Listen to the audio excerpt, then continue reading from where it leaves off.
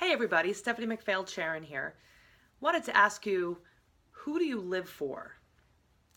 I know a lot of people, when I do some coaching, a lot of people think that they live for their family and they live for their children, they live for their spouse, they live for all these other people. And my question really is, on your deathbed, who did you live for? I feel like there's a lot of the times when I talk to clients or friends, they say, oh, I wish I could do that, but I can't because I feel like I'm obligated to this person or that person. And if only I could change this, things would be so different. I would be so happy if I didn't have to do this, whatever that is. And so I question, who do you live for?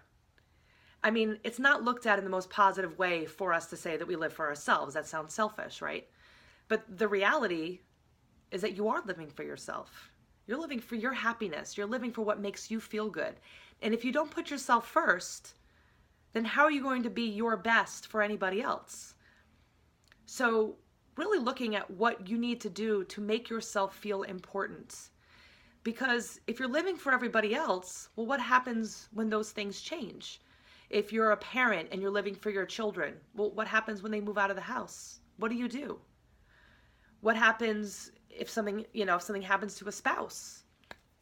Then you're lost. You got to live for yourself. You have to put yourself as a priority. The things that you need to work on them. The things that make you happy, do those things. And I hate to say, women, we are not good at this. We so often put everybody else ahead of ourselves, and we push those feelings down and say, I'll do it later. I'll do it when the kids are older. I'll do it when I have more time. I'll take care of myself at some other point. But if you don't start taking care of yourself, you don't put yourself first, emotionally, physically, socially, then what's left at the end? You really have to start living for yourself. Start setting those boundaries.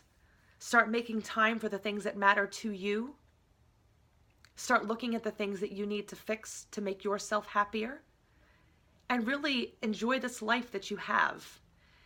Because this is your chance to make it the best. Let the others take care of themselves. They can put themselves first and take care of their needs. It's your job to take care of your needs. And if you do that, your boundaries will be much healthier, and then other people will not have an excuse to not take care of themselves.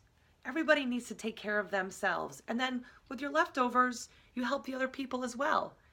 But it's got to be you first, because you can't really be at your best if you're running on just such a thin level of who you are. You're not doing the best for yourself. You're not doing the best for humanity, not really living to your best.